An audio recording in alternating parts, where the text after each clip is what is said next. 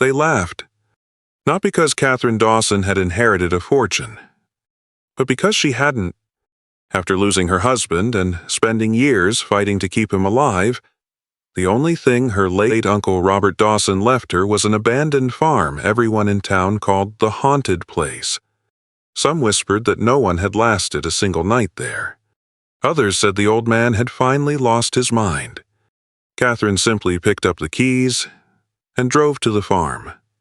3 weeks later, those same people came rushing through its gates, because what they saw inside that forgotten farmhouse changed the way an entire town remembered Robert Dawson, and it gave one broken widow a reason to believe that life still had one more miracle waiting for her. Before we begin, I'd love to know where you're watching from. Share your town or country in the comments, and let's step into Katherine's remarkable story together. The crisp air of early October settled over the quiet hills of Blackwood Ridge, Tennessee, where life had always moved a little slower than everywhere else. For Katherine Dawson, coming back was never part of the plan. 15 years earlier, she had left this small mountain town with dreams of building a better life, and she did until everything changed. 3 years before, her husband, Michael, was diagnosed with terminal cancer. Katherine left her job without a second thought, spending every day caring for him through endless hospital visits, treatments, and sleepless nights. One by one, their savings disappeared. Even the little house they had dreamed of growing old in had to be sold to pay the medical bills. Before he passed away, Michael held her hand and whispered, "When life opens another door, don't be afraid to walk through it." She wanted to believe him. But after losing him, hope became harder to find with each passing day. Then came a phone call she never expected. Her elderly Uncle Robert Dawson had passed away. Robert had lived alone for decades on Blackwood Farm, an old property on the edge of town that most people avoided. Katherine hadn't seen him in years, but every Christmas, without fail, a handwritten card from him would arrive with the same simple message. Family is measured by love, not by distance. A few days later, Katherine returned home for his funeral. After the service, the family gathered for the reading of Robert's will. Most expected the valuable farmland to be divided among his relatives.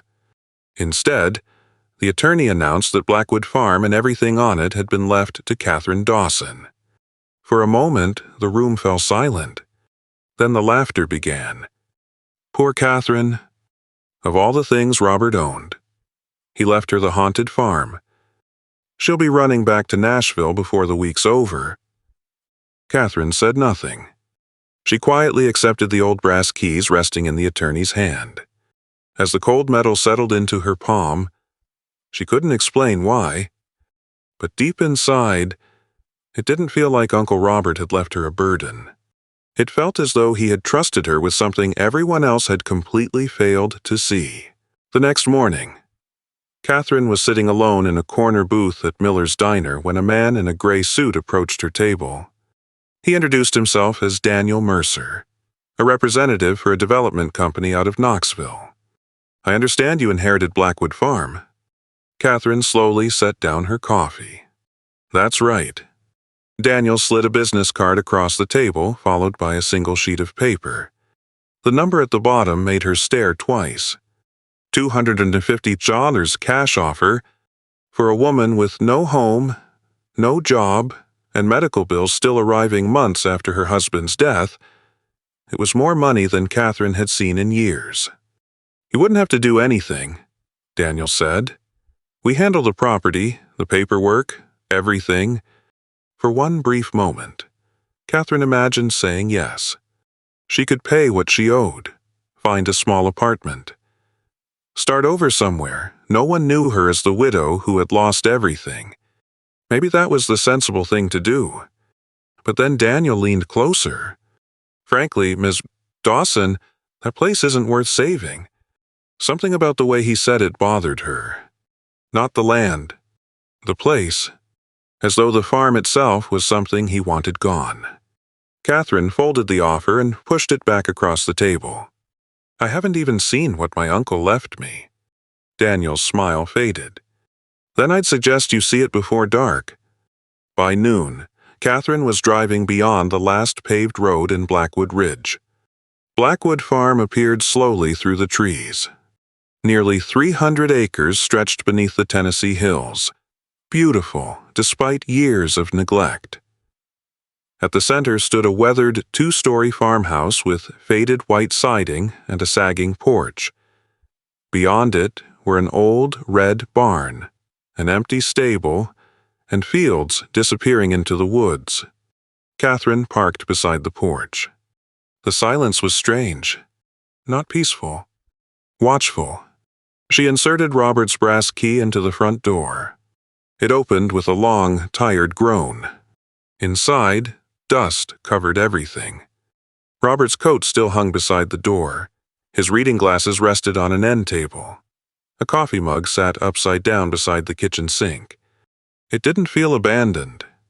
It felt as if Robert had simply stepped outside and might return at any moment. Katherine swallowed hard. Why me? Uncle Robert? No answer came. She spent the afternoon opening windows and clearing dust. Near sunset, she found an old photograph on the fireplace mantel. Robert stood beside the barn, perhaps 40 years younger. On the back, in his handwriting, were 6 words. Some things are safer when forgotten. Katherine read them twice. Then came a sound from upstairs. Thump. She froze. Another thump, thump. Slow. Heavy. Like footsteps crossing the floor above her. Hello. Silence. Katherine grabbed the fireplace poker and climbed the stairs. Every bedroom was empty. Every window was locked. She told herself it was an old house settling. Then, sometime after midnight, she woke to the faint sound of a bell ringing outside. Once, twice, 3 times. Katherine pulled on her coat and stepped onto the porch. The night was perfectly still, yet the rusted bell hanging beside the abandoned stable was moving. Back and forth. Back and forth. There was no wind. Katherine stared at it until it finally stopped. Every sensible part of her said to get in the truck and leave. Then she remembered Michael's final words. When life opens another door, don't be afraid to walk through it. Katherine looked back at the dark farmhouse. No, she whispered. She had spent 3 years watching something she loved disappear while being powerless to stop it. She would not run from another loss simply because other people told her to be afraid. The next morning, Katherine drove into town and purchased cleaning supplies, lanterns, work gloves, and enough groceries for a week. When the cashier saw what she was buying, she frowned. You staying out at Blackwood? For a while. The older woman stopped bagging Katherine's groceries. Then she said quietly, Your uncle heard those noises too. Katherine looked up. What noises? But the woman only lowered her eyes. Ask yourself why Robert lived on that farm for 50 years, but stopped sleeping in the upstairs bedrooms after 1987. For the first time since receiving the keys, Katherine felt a genuine chill run through her. And suddenly, the question was no longer whether Blackwood Farm was haunted. It was what Robert Dawson had known about that house, and why he had chosen Katherine to find it. Katherine thought about the cashier's words all the way back to Blackwood Farm. 1987. Why would Robert stop sleeping upstairs after that year? That afternoon, she searched the second floor again. This time, she wasn't looking for ghosts. She was looking for answers. The bedrooms revealed nothing unusual. But at the end of the hallway, Katherine noticed something she had missed before a narrow door almost completely hidden behind an old wardrobe. She pushed the wardrobe aside. The door led to a cramped attic staircase. Dust hung thick in the air as Katherine climbed, flashlight in hand. The attic was filled with forgotten furniture, cardboard boxes, and trunks covered in decades of dust. Then she saw something strange. Footprints. Not fresh ones, but a faint path through the dust leading toward the far wall. Katherine followed it. Behind a stack of wooden crates, she found an old desk. Inside its bottom drawer was a leather-bound journal. Robert Dawson, 1987. Her heart quickened. She opened it. Most of the pages contained ordinary notes about crops, repairs, and weather. Then the entries changed.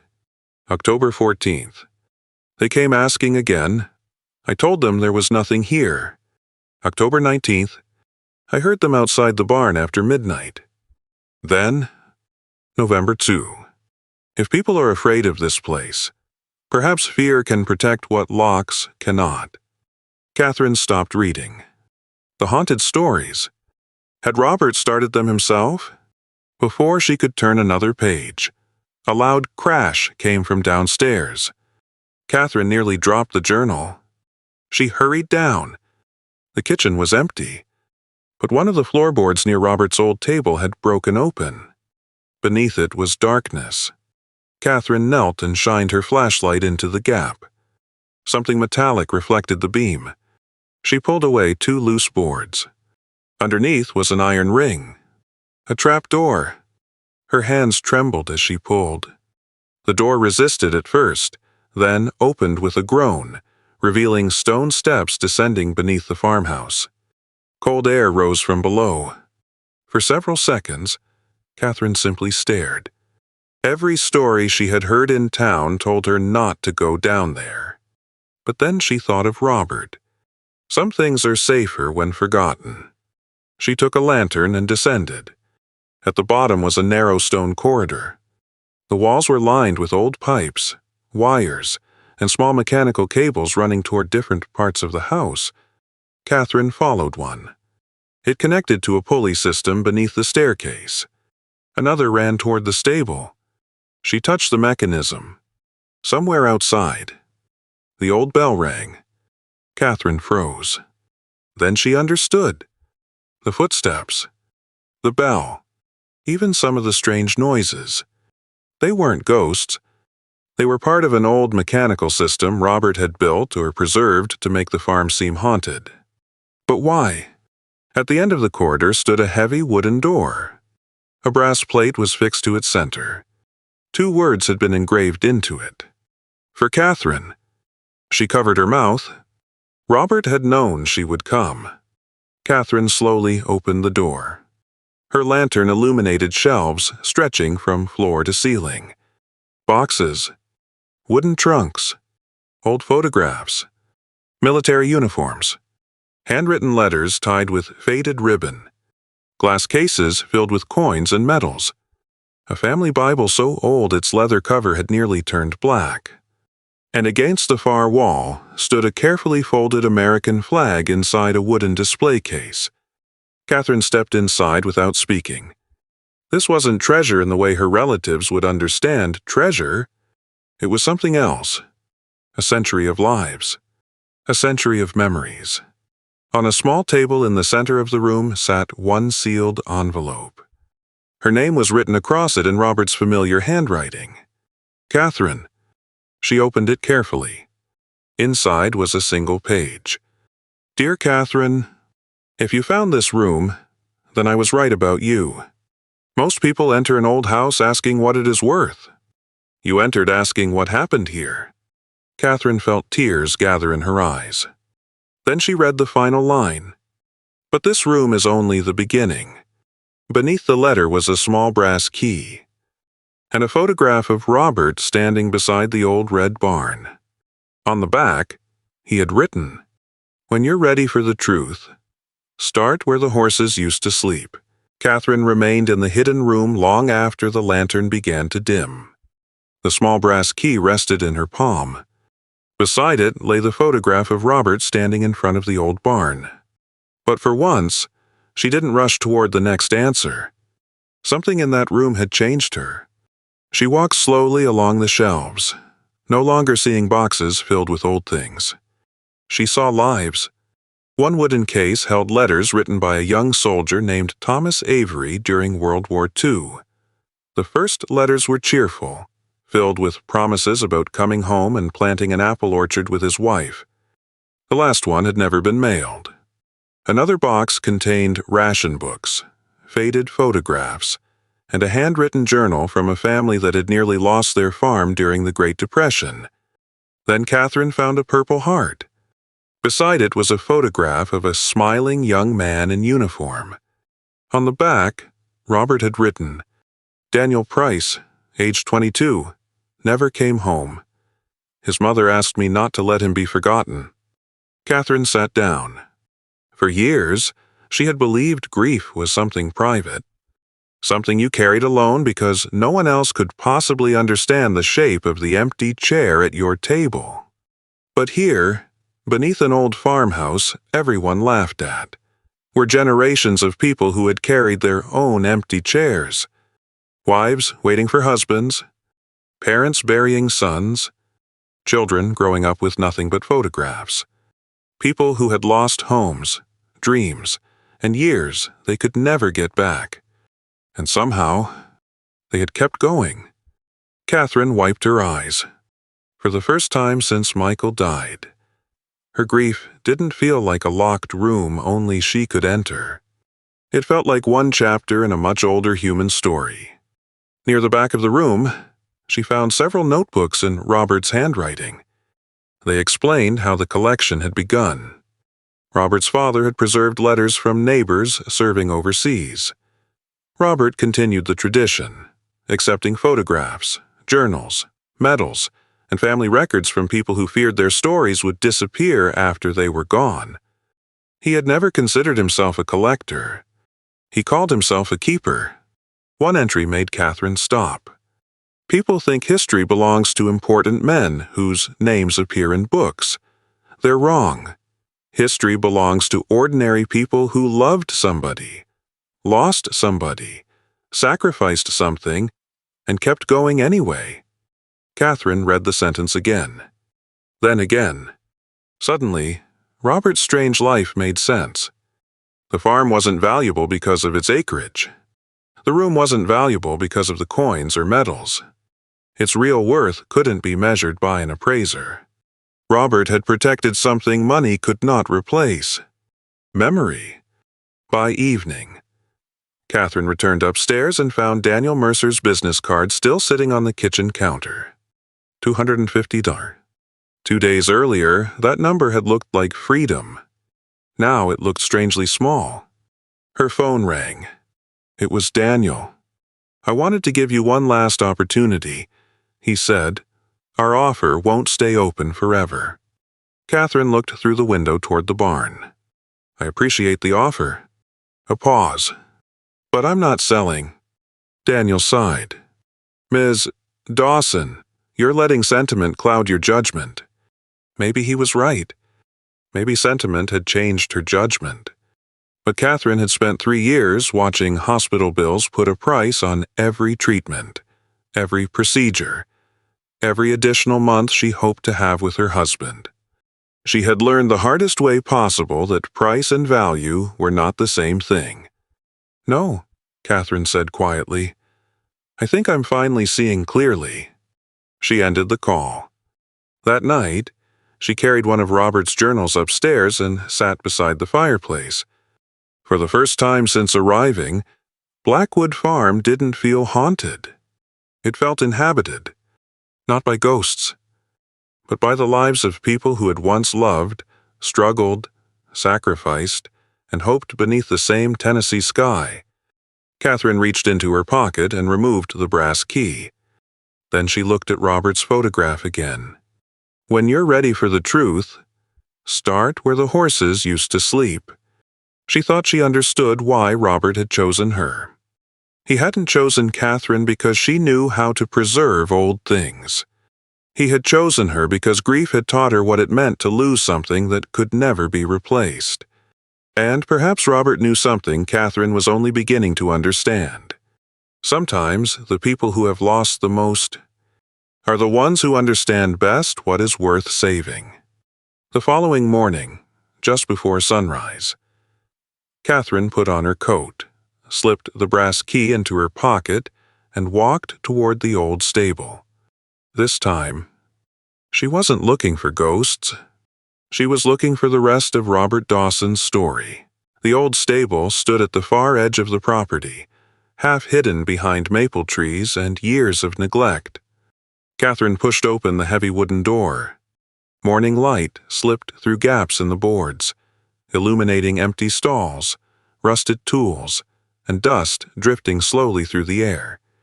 For a moment, she wondered if Robert's message had led her nowhere. Then she remembered the brass key. She searched each stall until she reached the last one. Behind an old feeding trough, Katherine noticed a small iron lock built into the wall. The key fit perfectly. With a click, part of the wooden panel swung inward. Behind it was another room, smaller than the one beneath the farmhouse, but somehow more personal. There were no valuable coins here, no medals displayed behind glass. Instead, the walls were covered with photographs, hundreds of them. Families standing beside weathered barns, children holding fishing poles, young couples on their wedding days, soldiers posing before leaving home, farmers standing proudly beside fields that no longer existed. Every photograph had a name and date written beneath it. On one shelf sat boxes labeled with family names Katherine recognized from town: Miller, Avery, Price, Collins. Blackwood Ridge wasn't just Robert's story. It was everyone's. Behind Katherine, a floorboard creaked. She spun around. An elderly man stood in the doorway. He introduced himself as Frank Collins, a 78-year-old retired history teacher. "I saw your truck," he said. "Figured you finally found Robert's little secret." Katherine stared at him.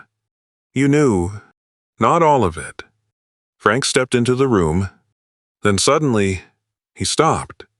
His eyes had landed on a small wooden case. Inside was a purple heart. His face changed. "Where did you get that?" Katherine checked Robert's notes. "Daniel Price." Frank sat down slowly. For several seconds he couldn't speak. Then he whispered, "Danny was my best friend." They had grown up together, joined the army months apart. Frank came home from Vietnam. Daniel didn't. "He was 22, Frank said, staring at the medal. His mother waited every afternoon by the front window for almost a year, even after she knew. Katherine felt her throat tighten. Frank wiped his eyes. "I thought all of this was gone." That sentence stayed with her. I thought all of this was gone. Over the next several days, Katherine began organizing Robert's collection. Then something unexpected happened. People started coming. First came Margaret Ellis, a 76-year-old widow carrying an apple pie.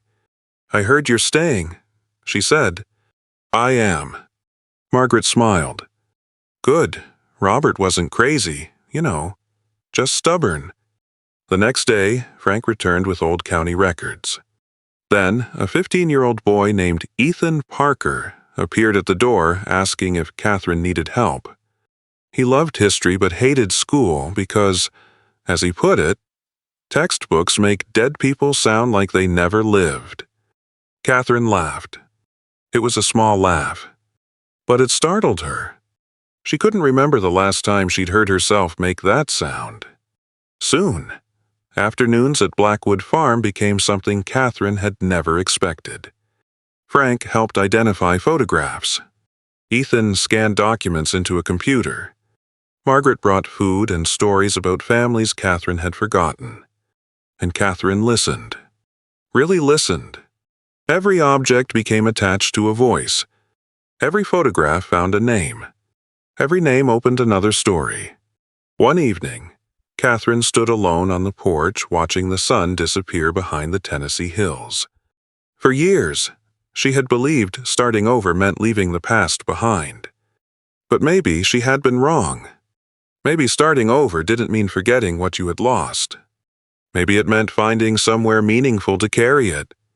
She thought about Michael, about Robert, about all those people whose lives survived because someone had cared enough to remember them.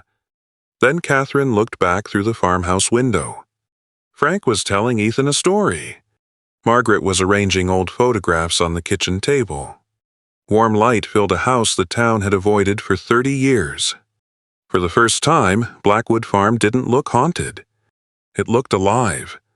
And somewhere deep inside Katherine, something she thought grief had buried forever began to return. Purpose. She finally understood that Robert hadn't simply left her a collection to protect. He had given her an opportunity to build something from it. Something that could belong to the whole town. But Katherine didn't yet know that the moment Blackwood Farm began coming back to life, someone else had started paying very close attention. By the middle of November, Blackwood Farm no longer looked like the place Katherine had first walked into with Robert's brass keys trembling in her hand. The porch had been repaired. Broken windows had been replaced. The old red barn had been cleared of decades of dust. And every afternoon, warm light spilled from the farmhouse windows long after sunset. But the biggest change wasn't happening to the farm. It was happening to Katherine. She began waking before sunrise, making coffee in Robert's old kitchen and writing down what needed to be done that day. There were photographs to identify, letters to preserve, stories to record before the people who remembered them were gone. For the first time since Michael became sick, Katherine wasn't waking up wondering how she would survive another day. She was waking up because someone needed her, and that difference changed everything. One Saturday morning, Ethan Parker arrived carrying an old laptop under his arm. "I figured we should start scanning the letters," he said. "Paper doesn't last forever." Katherine smiled. "Neither do people." Ethan looked at her. "That's why we save their stories, right?" The words caught Katherine off guard. She turned toward the window before he could see her eyes filling with tears. "Yes," she whispered, "that's exactly why." Word continued spreading through Blackwood Ridge. People who had once crossed the street to avoid talking about the haunted farm now arrived carrying cardboard boxes from their attics. A retired nurse brought photographs of her father returning from Korea.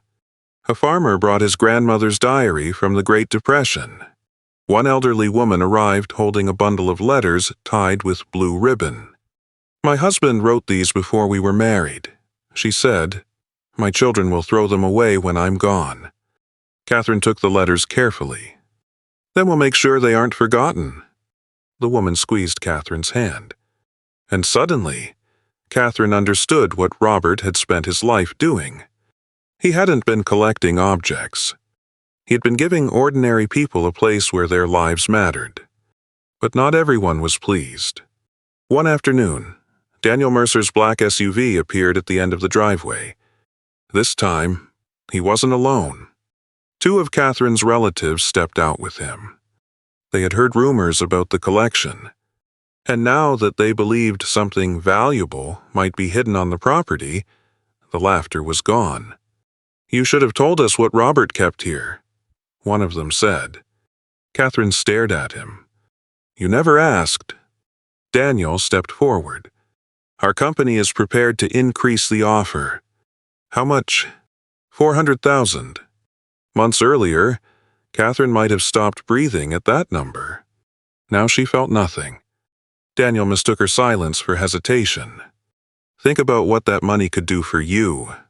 Katherine looked toward the farmhouse. Through the window, she could see Ethan carefully scanning an old photograph while Frank wrote a name beneath it. She thought of the widow who had trusted her with her husband's love letters. She thought of Daniel Price's Purple Heart. She thought of Robert spending 50 years protecting stories no one else believed were worth saving. Then she thought of Michael. During his final months, Katherine would have given every dollar she possessed for one more ordinary morning with him. One more cup of coffee. One more argument over what to watch on television. One more chance to hear him laugh. Money could buy land. It could buy houses. It could even buy comfort. But Katherine knew better than most. It could never buy back time. No, she said. Daniel frowned. You haven't even heard the final terms? I don't need to. One relative shook his head. You're throwing away a fortune. Katherine looked at him calmly. No. I'm finally learning the difference between a fortune and something valuable. Nobody answered. Daniel returned to his SUV. For years, Katherine had thought strength meant holding everything together while her world fell apart. Now she understood something different. Sometimes strength was simply knowing what mattered, and refusing to let anyone take it from you. That evening, Katherine sat alone on the porch as the first light snow began falling across Blackwood Ridge. She reached beneath her sweater and touched Michael's wedding ring, which she still wore on a thin chain around her neck. I think I found the door, she whispered. For the first time, the memory of her husband made her smile before it made her cry. Then headlights appeared at the bottom of the driveway. Frank's truck came slowly toward the house. He stepped out holding a large envelope. His expression was serious. Katherine, he said, there's something you need to see. Inside were county records dating back more than a century. And according to them, Robert Dawson hadn't been protecting only the things inside Blackwood Farm. He had been protecting the farm itself. Frank spread the county records across Robert's old kitchen table. Katherine leaned closer. Some of the pages were so old that the ink had faded to brown. What am I looking at? She asked. Frank pointed to a handwritten deed dated 1919. Blackwood Farm was never just a private farm. According to the records, Robert's grandfather had allowed struggling families to use portions of the land during hard times. During the Great Depression, several families had grown food there when they had nowhere else to turn. Years later, returning veterans were given temporary work on the property until they could get back on their feet. Robert had continued that tradition quietly. No newspaper articles. No plaques. No recognition. Just help. Then Frank showed Katherine something else. The original farmhouse, barn, and surrounding acreage met several requirements for historical preservation. If we can document what you found, Frank said, there's a chance Blackwood Farm could receive local historic designation. Katherine looked around the kitchen. Robert's coffee mug was still beside the sink. For 50 years, people had called him strange. Some had called him crazy.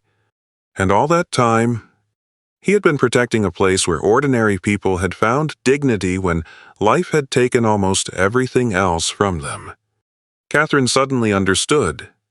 The farm itself was part of the collection. Over the next several months, Blackwood Ridge did something Katherine never expected. It came together. Ethan organized photographs. Frank researched property records. Margaret contacted families whose names appeared in Robert's journals. Retired carpenters repaired the porch. Veterans helped restore the barn. Women from the church brought casseroles, coffee, and enough pie to feed half the county. And slowly, the place everyone once feared began to breathe again. Then, one spring morning, Katherine received a letter from the County Historical Commission. She stood on the porch for nearly a minute before opening it. Her hands shook. Blackwood Farm had been officially recognized as a local historic property. Katherine covered her mouth. Then she cried. Not the broken tears she had cried beside Michael's hospital bed. These were different. They carried gratitude, relief, and something she had almost forgotten. Joy. The following Saturday, Katherine opened Blackwood Farm to the community for the first time. More than 200 people came. Some had once laughed at her inheritance. Now they walked quietly through Robert's collection, stopping before photographs of their parents, grandparents, and neighbors. An elderly man found his father's name in a wartime journal. A woman in her 70s discovered a photograph of her mother as a little girl. Frank stood beside Daniel Price's Purple Heart for a long time. Then he placed 2 fingers against the glass. "Good to see you again." "Danny," he whispered. Katherine had to turn away. Outside, children ran beneath trees that had stood there for generations. Ethan gave visitors tours of the barn as though he had been doing it his entire life. Even Margaret had set up a table on the porch with homemade apple pie. Near sunset, Katherine noticed several relatives standing quietly by the gate. The same people who had laughed when Robert's will was read. None of them laughed now. One finally approached her. "We were wrong about him," he said. Katherine looked toward the farmhouse. "No," she replied gently. "You just never stopped long enough to know him." That evening, after everyone had gone, Katherine walked alone through the house. She stopped beside the hidden room. Then she found Robert's first letter again. Most people enter an old house asking what it is worth. "You entered asking what happened here." Katherine smiled through her tears. Outside, she hung a small wooden sign beside the front door. It read, "Blackwood Farm. Every family has a story. Some just need someone willing to remember it." Then Katherine sat on the porch as the Tennessee sunset turned the fields gold. She touched Michael's wedding ring beneath her sweater. "I found it," she whispered. "The reason to keep going." The door he had told her not to be afraid to open. Katherine had arrived at Blackwood Farm believing she had inherited the last unwanted thing an old man had left behind. But Robert had never left her a haunted farm. He had left her a place where forgotten people could be remembered. A community that needed bringing together, and, perhaps most importantly, a reason for a grieving widow to believe that losing the life you planned doesn't mean your life has nothing left to give. Near sunset, Katherine noticed several relatives standing quietly inside the farmhouse. They were the same people who had laughed when Robert left her Blackwood Farm. Now no one was laughing. One cousin stopped before an old photograph and stared. "That's my father." Behind it was a letter Robert had preserved for more than 50 years. The man read a few lines before lowering his head, his eyes filling with tears. "We were wrong about Robert." Katherine looked around at the photographs, letters, medals, and memories filling the room. "You just never knew what he was protecting," she said softly. Later, after everyone had gone, Katherine returned to the hidden room. As she jungly at Robert's journals, an old photograph slipped onto the floor. It showed Robert sitting on the farmhouse steps beside an 8-year-old girl. "Katherine." She turned it over. In Robert's handwriting were the words, "Katherine always listens to the stories. Maybe someday she'll be the one who keeps them." Her eyes filled with tears. For weeks, Katherine had wondered why Robert chose her. Now she understood. He hadn't chosen her because she was a widow. He had chosen her because long before grief changed her, Robert had seen something in her that she had forgotten herself. Someone who listened, someone who cared, someone who remembered. Katherine stepped onto the porch. Behind her, the farmhouse once called haunted was filled with voices and laughter again. She touched Michael's wedding ring beneath her sweater and remembered his final words. "When life opens another door, don't be afraid to walk through it." Katherine looked back at the open farmhouse door. Then she smiled through her tears. "I found it, Michael." And for the first time, she understood. Robert hadn't left her a haunted farm. He had left her a reason to keep living. Maybe that was the real treasure hidden inside Blackwood Farm. Not the medals. Not the old letters. Not anything Katherine could have sold for money. It was the reminder that an ordinary life can still matter long after it's gone. Everyone laughed because they saw an abandoned farmhouse and a grieving widow with nothing left. But when they finally stepped inside, they found their parents, their grandparents, young soldiers who never came home, love stories almost forgotten, and pieces of their own lives waiting to be remembered. Katherine found something too. She learned that healing doesn't mean forgetting the people we've lost.